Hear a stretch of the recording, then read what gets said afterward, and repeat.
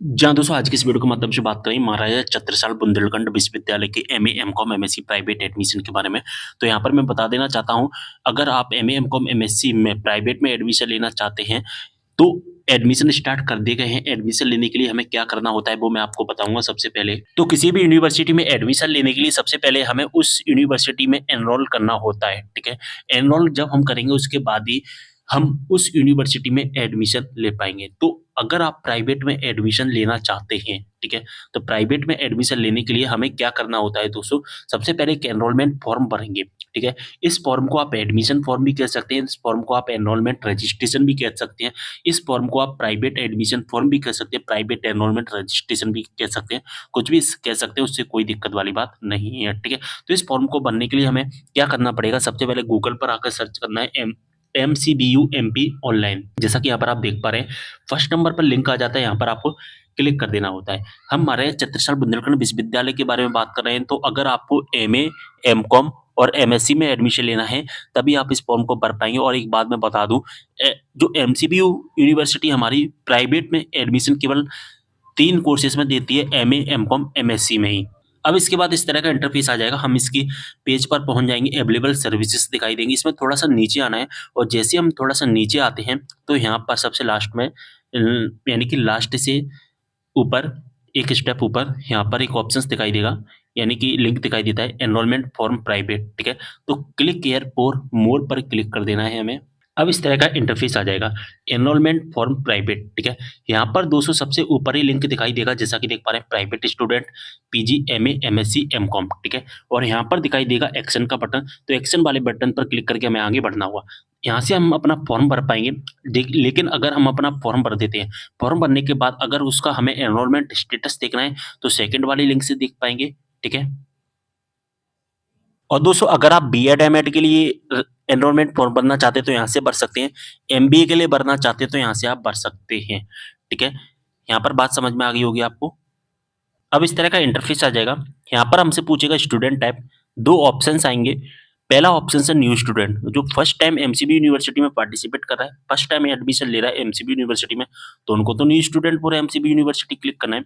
लेकिन अगर आप एमसीबी यूनिवर्सिटी में पहले से एनरोल हैं, यानी कि आप रेगुलर में जो कि पहले से हैं और आप प्राइवेट करना चाहते हैं, तो आपको सेकंड ऑप्शन सिलेक्ट करना होगा। यानी कि जो स्टूडेंट पहली बार एमसीबी यूनिवर्सिटी में कदम रख रहा है, एडमिशन ले रहा है, उसको फर्स्ट ऑप्शन, और जिस स्टूडेंट ने पहले कोर्स कर लिया है एमसीबी यूनिवर्सिटी से कोई सा भी कोर्स, चाहे वो रेगुलर कोर्स हो, चाहे वो प्राइवेट कोर्स हो, कोई सा भी कोर्स किया है, उनको सेकंड ऑप्शन जो कि सिलेक्ट करना है, ठीक है? जब आप फर्स्ट ऑप्शन सिलेक्ट करेंगे तो इस तरह का इंटरफेस आएगा। यहाँ पर इस फॉर्म को फिल करना है आपको, बहुत सिंपल सा फॉर्म है, आसानी से फिल हो जाएगा, कोई दिक्कत वाली बात नहीं है, ठीक है? अगर दोस्तों हम सिलेक्ट करते हैं हमारा क्या ऑप्शन दूसरा, यहाँ पर जैसा कि मैं आपको पहले ही बता चुका हूँ, एनरोलमेंट ऑलरेडी, तो आपसे एनरोलमेंट नंबर पूछेगा, डेट ऑफ बर्थ पूछेगा, सर्च करने का ऑप्शन आएगा और आपकी डिटेल है वो ओपन हो जाएगी। लेकिन अगर हम फर्स्ट टाइम अप्लाई कर रहे होंगे तो हमारे सामने ये चीज़ें नहीं दिखाई देंगी, ठीक है? हमारे सामने ये चीज़ें नहीं दिखाई देंगी, हम न्यू स्टूडेंट पर क्लिक करेंगे तो हमारे सामने क्या होगा ना, हमारा जो फॉर्म है पूरा वो ओपन होकर आ जाएगा। यहाँ पर अगर हम सबसे पहले बात करें, यहाँ पर स्टार्ट कर दिया गया है एडमिशन और यहाँ पर मैं आपको इसका नोटिफिकेशन भी बता देता हूँ सबसे पहले। जैसा कि देख पा रहे हैं नोटिफिकेशन यहाँ पर अनाउंस कर दिया गया है, ठीक है? यहाँ पर 28 नवंबर को नोटिफिकेशन आ गया था। 27 नवंबर से 13 दिसंबर इसकी लास्ट डेट रखी गई थी नॉर्मल फीस के साथ, 150 लेट फीस के साथ 20 दिसंबर। लेकिन अब इसकी लास्ट डेट को और आगे बढ़ाया जाएगा और लगभग 2 से 3 बार ये नोटिफिकेशंस आते हैं। ये फर्स्ट नोटिफिकेशन है, इसके बाद सेकंड नोटिफिकेशंस आएगा, इसके बाद थर्ड नोटिफिकेशंस आएगा, लगभग 3 नोटिफिकेशंस आएंगे और इसकी लास्ट डेट समथिंग 10 से 20 जनवरी तक बढ़ाई जा सकती है, यानी कि 10 से 20 जनवरी तक अप्लाई कर सकते हैं। और जैसे नोटिफिकेशंस आते जाएंगे मैं आपको वीडियो के माध्यम से इन्फॉर्म करता ही जाऊंगा। और यहाँ पर लिखा गया है जैसा कि देख पा रहे हैं, एक तो एमबीए नियमित के स्टार्ट कर दिया गया है और एक एमए, एमएससी, एमकॉम के प्राइवेट में एडमिशन स्टार्ट कर दी गई। तो इसके लिए हमें क्या करना होता है, एक नामांकन फॉर्म है वो एमपी ऑनलाइन के माध्यम से भरना है और इसकी वेबसाइट का नाम लिंक है वो यहाँ पर दिया गया है। कौन कौन से डॉक्यूमेंट की आवश्यकता होगी, उन डॉक्यूमेंट की लिस्ट भी यहाँ पर आपको दी गई है। लेकिन मैं तो सब कुछ वीडियो में बता ही दूंगा, तो आपको ये सारी चीज़ें देखने की ज़रूरत नहीं है।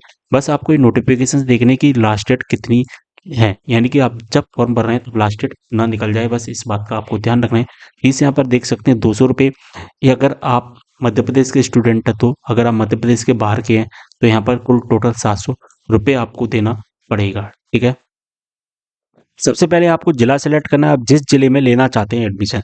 यहाँ पर एमसीबी यूनिवर्सिटी के अंदर केवल 4 जिले आते हैं, छतरपुर, निवाड़ी, पन्ना, टीकमगढ़।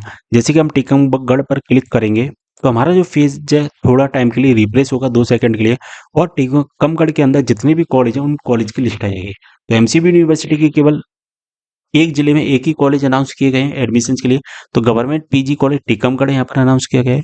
इसके बाद पन्ना की अगर हम बात करें तो पन्ना में भी एक ही कॉलेज है जो कि गवर्नमेंट छत्रसाल पीजी कॉलेज पन्ना है। और निवाड़ी की अगर हम बात करें तो निवाड़ी में भी एक ही कॉलेज है, जैसा कि देख पा रहे हैं। इसको हम अगर देखते हैं ना तो पेज रिफ्रेश होने में थोड़ा टाइम भी लग जाता है, इंटरनेट पर और वेबसाइट पर डिपेंड करता है। ठीक है, यहाँ पर जैसा कि देख पा रहे हैं, यहाँ पर निवाड़ी में भी गवर्नमेंट कॉलेज निवाड़ी, यहाँ पर एक ही कॉलेज है। अगर हम छतरपुर की बात करें तो छतरपुर में आप केवल यूटीडी के अंतर्गत अंतर्गत कर सकते हैं। यूटीडी यानी कि आप डायरेक्ट यूनिवर्सिटी में रहकर कर सकते हैं, छतरपुर में प्राइवेट में एडमिशन ले सकते हैं।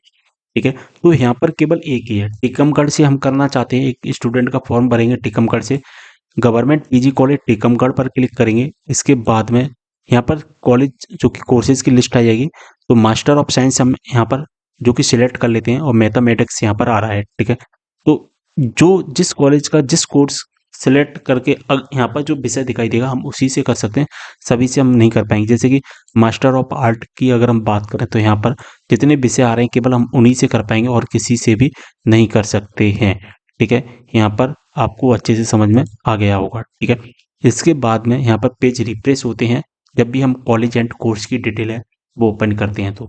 ठीक है, यहाँ पर मीडियम सेलेक्ट करना है, हिंदी या मीडियम इंग्लिश। ठीक है, तो जो भी आपका मीडियम है वो सिलेक्ट कर लेना है आपको। ठीक है, इसके बाद यहाँ पर एक बहुत ही इम्पोर्टेंट और बहुत ही खूबसूरत लाइन लिखी गई है। क्या लाइन है वो मैं आपको बताऊंगा। और यहाँ पर जैसा कि देख पा रहे हैं, पीजी, एमए, एमएससी, एमकॉम। ठीक है, क्या लिखा गया है, एमए, सॉरी इसको मैं हटाता हूँ, पहले तो दोबारा करें। ठीक है, पीजी का हो गया, एमए हो गया हमारा, एमएससी, एमकॉम में प्रवेश हेतु अगर आप एमए, एमएससी, एमकॉम में प्रवेश लेना चाहते हैं तो केवल वे ही विद्यार्थी पात्र होंगे जिन्होंने संबंधित विषय में अपना यूजी यानी कि मेजर विषय से किया है। तो यहाँ पर अगर आप पीजी करना चाहते हैं और अगर आप नेशनल एजुकेशन पॉलिसी के अंतर्गत आते हैं, अगर आपने यूजी 2021 या 2021 के बाद में कंप्लीट किया है, जैसे कि 2021 में एडमिशन लिया तो कब कंप्लीट हुआ होगा, 2024 में, तो एनईपी नेशनल एजुकेशन पॉलिसी जिसमें क्रेडिट सिस्टम था, सीजीपीए से आपका स्कोर बनाए, तो आपको पीजी केवल उसी विषय से करना होगा जिस विषय से आपने यूजी का मेजर विषय लिया था। अगर आपने यूजी में मेजर विषय में हिंदी लिया है तो आप हिंदी ही कर पाएंगे। अगर आप एमए करना चाहते हैं तो बीए में आपने इंग्लिश लिया होगा तो आप इंग्लिश से ही पीजी कर पाएंगे, आप दूसरे विषय से नहीं कर पाएंगे। इस बात का आपको ध्यान रखना है। और जो नॉन एनईपी वाले स्टूडेंट हैं, जैसे कि 2021 से पहले जिन्होंने एडमिशन लिया है, ठीक है, 2021 से पहले या 2020 से पहले जिन्होंने एडमिशन लिया है, तो वो किसी भी विषय से कर सकते हैं। यानी कि उनमें केवल मेजर विषय की व्यवस्था नहीं रहती, इसलिए वो किसी भी विषय से कर सकते हैं। अब किसी भी विषय से मतलब ये होगा कि आपने स्नातक की उपाधि यानी कि जो यूजी किया है, यूजी जिस जिस विषय से किया था वो विषय आपने यूजी में अगर पढ़ा है तो वही विषय से आप पीजी कर पाएंगे। ऐसा नहीं है कि आपने यूजी तो किया किसी इंग्लिश विषय से और अब आप कंप्यूटर साइंस से करना चाहते हैं, तो कंप्यूटर साइंस तो आपने पढ़ा ही नहीं है, तो फिर आप पीजी कंप्यूटर साइंस से नहीं कर पाएंगे। इसका आपको विशेष ध्यान रखना होगा। ठीक है, बात समझ में आ गई। तो इस इम्पोर्टेंट चीज़ है जो मैं आपको बता रहा हूँ और इसको ज़रा ध्यान से समझना, अन्यथा फिर आपको बहुत ज़्यादा परेशानी को सामना करना पड़ सकता है। यहाँ पर हमें अपनी डिटेल सबमिट करनी है, यहाँ पर फर्स्ट नेम और यहाँ पर लास्ट नेम। जैसा कि मेरा नाम शुभम गुप्ता है तो यहाँ पर हमें शुभम लिखना है, यहाँ पर गुप्ता लिखना है और नेम इन हिंदी में आपको हिंदी में नाम डालना है। अब आपको अगर हिंदी में नाम नहीं डालना आता है तो आपको क्या करना है, बगल से एक नया टैब ओपन करना है और गूगल ट्रांसलेट यहाँ पर ओपन करना है। ठीक है, यहाँ पर जैसा कि देख पा रहे हैं मैं अपना नाम लिखकर बता देता हूँ आपको।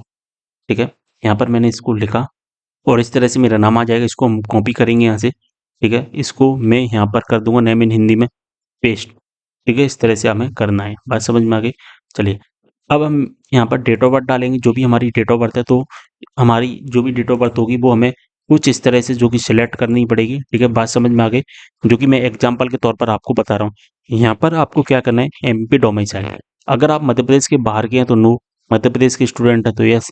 जेंडर आप सिलेक्ट कर लेना जो भी है, यहाँ पर फादर्स नेम डालना, यहाँ पर मदर्स नेम डालना, मैरिटल स्टेटस अनमैरिड, और अगर आपकी शादी हो गई है मैरिट पर सिलेक्ट करेंगे तो हस्बैंड नेम आपको सिलेक्ट करना ही पड़ेगा। ठीक है, इसके बाद कैटेगरी जो भी है आपकी वो सिलेक्ट कर लेना।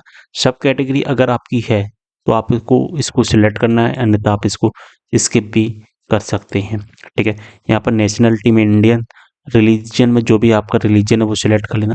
एड्रेस आपको डालना है। ठीक है, तो आपको जो एड्रेस फिल करना है वो यहाँ पर एड्रेस फिल करना है, और जैसे हम कॉपी टू परमानेंट एड्रेस पर क्लिक करेंगे यहाँ पर ऑटोमेटिकली एड्रेस आ जाएगा। ठीक है, यहाँ पर अपना मोबाइल नंबर फिल करना, ईमेल आईडी फिल करनी है। ठीक है, जो कि बहुत सिंपल सा काम है, वो आप कर सकते हैं, इसको ज़्यादा डीपली जाने की ज़रूरत नहीं है। इसके बाद जो इम्पोर्टेंट चीज़ है वो मैं आपको बताऊँगा, प्रीवियस एजुकेशन डिटेल में बताऊँगा मैं आपको, जो बहुत ज़्यादा इम्पोर्टेंट है। ठीक है, सबसे पहले तो हमें यहाँ पर क्या करना है, एग्जाम पास ग्रेजुएट हम सिलेक्ट करेंगे। अब आप बोलोगे कि यहाँ पर पोस्ट ग्रेजुएट क्यों आ रहा है, तो पोस्ट ग्रेजुएट इसलिए आ रहा है कि हम पोस्ट ग्रेजुएट को कितनी भी बार कर सकते हैं। ठीक है, अगर हमने पीजी पहले एमए से किया है, एमए हिंदी से, अब मैं एमए इंग्लिश से करना चाहता हूँ तो वो कर सकते हैं, इसलिए आ रहा है। ग्रेजुएट पर हम क्लिक करेंगे, इसके बाद हमारे सामने दो ऑप्शन आएंगे, एक तो यूनिवर्सिटी इनसाइड एमपी, यानी कि जो आपने ग्रेजुएशन किया है वो क्या एमपी की यूनिवर्सिटी से क्या है। एक ऑप्शन आएगा यूनिवर्सिटी आउटसाइड एमपी, क्या आपने जो ग्रेजुएशन किया है वो मध्य प्रदेश के बाहर की यूनिवर्सिटी से किया है, तो यहाँ आपको सिलेक्ट करना पड़ेगा। अगर आप इनसाइड एमपी सिलेक्ट करोगे, अब हमसे पूछेगा बोर्ड या यूनिवर्सिटी नेम, यहाँ पर हमें अपनी यूनिवर्सिटी का नेम फिल करना है, हमने कब पास आउट किया है वो हमें फिल करना होगा, हमारी परसेंटेज, और यहाँ पर जो टीसी नंबर मांग रहा है इसको स्किप करना है, और प्रीवियस रोल नंबर पर हमें अपना रोल नंबर सेलेक्ट करना है। ठीक है, अगर आप मध्य प्रदेश के बाहर के स्टूडेंट हैं तो आउटसाइड एमपी सेलेक्ट करेंगे। ठीक है, यहाँ पर भी वही चीज़ें पूछी जाएंगी, बस यहाँ पर जो एलिजिबिलिटी सर्टिफिकेट का ऑप्शन था जो अभी हाईलाइट नहीं था वो हाईलाइट हो चुका है, और जैसे हम इनसाइड एमपी पर क्लिक करेंगे तो ये ऑप्शन है वो यहाँ पर इसको हाईलाइट किया गया था, अब इसको इन हाईलाइट कर दिया गया है, यानी कि हम इसको सिलेक्ट नहीं कर पाएंगे। ठीक है, इसके बाद में हम सारे ऑप्शन हैं जो कि सिलेक्ट कर सकते हैं, जो कि मैं आपको बता देता हूँ। देखिए, proof of date of birth जो कि हमें सेलेक्ट करना है, मार्कशीट सेलेक्ट करनी है, माइग्रेशन सर्टिफिकेट है तो सिलेक्ट कर लेना, गैप किया है तो सिलेक्ट कर लेना, ट्रांसफर सर्टिफिकेट तो हमारे पास है, इनको सिलेक्ट करना है, डिक्लेरेशन पर चेक मार्क करना है, अपलोड इमेज पर क्लिक करना है। अब हम अपनी इमेज है जो कि अपलोड करेंगे, और जो हम इमेज है जो अपलोड करेंगे उसका जो साइज है वो कितना होना चाहिए वो देख लेना, 200 केबी, 200 केबी से ज़्यादा का साइज हमें नहीं बनाना है फोटो का। ठीक है, इस बात का ध्यान रखना। अब हमारे सामने इस तरह का इंटरफेस आ जाएगा, जैसे हम अपना फोटो सिलेक्ट करेंगे, इस फोटो को मैंने ब्लर किया हुआ है, यहाँ पर क्रॉप ऑप्शन आ जाएगा, हम अपने फोटो के अकॉर्डिंग इसको क्रॉप करेंगे, और जैसे हम कंप्लीट कर लेते हैं तो क्रॉप वाले ऑप्शंस पर क्लिक करके इसको डन कर देंगे। ठीक है, अब यहाँ पे इम्पोर्टेंट बात है वो जानना। ठीक है, यहाँ पर आप बोलोगे कि यार सर हम फोटो और सिग्नेचर दोनों अलग अलग अपलोड कर सकते हैं, तो बिल्कुल गलत बात है। ठीक है, हमें फोटो एंड साइन को एक ही जेपीजी फॉर्मेट में तैयार करके अपलोड करना होगा, जैसे कि हमारा एक जेपीजी फॉर्मेट हो गया। ठीक है, और इस जेपीजी फॉर्मेट में हम क्या करेंगे, मैं इसको कलर चेंज करके आपको बहुत अच्छे से डीपली बताने की कोशिश करूंगा। ये हमारा एक फॉर्मेट हो गया जेपीजी। ठीक है, यहाँ पर हमारा ऊपर होगा फोटो और नीचे होगा साइन। ठीक है, जो कि मैं आपको पहले ही बता चुका हूँ। देखिए, यहाँ पर तो हमारा हो गया फोटो। ठीक है, और यहाँ पर हमारा क्या हो गया दोस्तों, यहाँ पर हमारा हो गया साइन। तो फॉर्मेट हमारा एक ही है, हमें इमेज एक ही सिलेक्ट करनी है। ऐसा नहीं कि हम फोटो को अलग सेलेक्ट करेंगे, साइन को अलग सेलेक्ट करेंगे, ऐसा नहीं, फोटो और साइन का इमेज एक ही रहेगा। ठीक है, इस बात का आपको ध्यान रखना है, और 200 केबी से ज़्यादा का नहीं होना चाहिए, जैसा कि देख पा रहे हैं यहाँ पर। आप इसको फोटोशॉप से बना सकते हैं या किसी भी वेबसाइट से बना सकते हैं। अगर आपको साइज बनाने में कोई भी परेशानी है तो मुझे कमेंट करके ज़रूर बताना, मैं अलग से वीडियो बना। अब हमारे सामने हमारा जो फॉर्म है वो ओपन होकर आ जाएगा। यहाँ पर सबसे पहले हमें जो दिखाई देने वाली है वो दिखाई देगी ट्रांजैक्शन डिटेल। ठीक है, application is pending for payment, अभी हमें अपना पेमेंट करना है, और यहाँ पर हमारा जो एप्लीकेशन नंबर है वो आ जाएगा। ठीक है, इस एप्लीकेशन नंबर को लिख कर रख लेना है, जिससे आपको भविष्य में परेशानी नहीं होगी, या जब आप पेमेंट करते हो और पेमेंट आपका अटक जाता है तो फिर आप इस एप्लीकेशन नंबर से अपना जो पेमेंट है वो रिफंड ले सकते हो। फीस कितनी लगने वाली है? 200 रुपये हमारी फीस रहेगी, 41 रुपये पोर्टल चार्ज, टोटल जो फीस रहेगी 241। अगर आप लेट फीस के साथ फॉर्म अप्लाई करोगे तो यहाँ पर लेट फीस भी यहाँ पर ऐड हो जाएगी, ठीक है। यहाँ पर कुछ नहीं करना, आप डायरेक्ट सबसे नीचे आ जाना है, ठीक है। हम सबसे नीचे आ जाएंगे, ठीक है।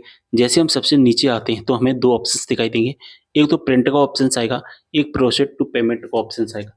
प्रोसीड टू पेमेंट वाले ऑप्शन पर क्लिक करना होगा, हमारे सामने ऑप्शन आ जाएंगे बहुत सारे, जिसमें से UPI, net banking, debit, credit, जिसके माध्यम से पेमेंट करना है उसके माध्यम से पेमेंट कर लेना।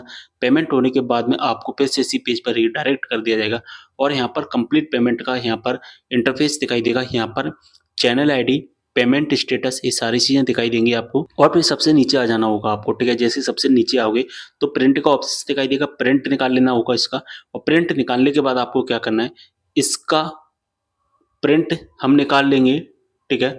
और जो दूसरा जो काम करना है, हमने फॉर्म अप्लाई करते टाइम जो भी डॉक्यूमेंट सबमिट किए हैं, यानी कि जो भी डॉक्यूमेंट लगाए हैं वो सारे डॉक्यूमेंट हमें इस प्रिंट आउट के साथ में अटैच करने हैं। और अटैच करने के बाद जिस कॉलेज से हमने अप्लाई किया है उस कॉलेज में जा कर के हमें इसे सबमिट कर देना है। सबमिट करने के बाद हमारा जो फॉर्म है वो अप्रूव हो जाएगा, और जैसे ही कॉलेज से अप्रूव होता है हमारा जो एडमिशन है वो कंप्लीट हो जाएगा।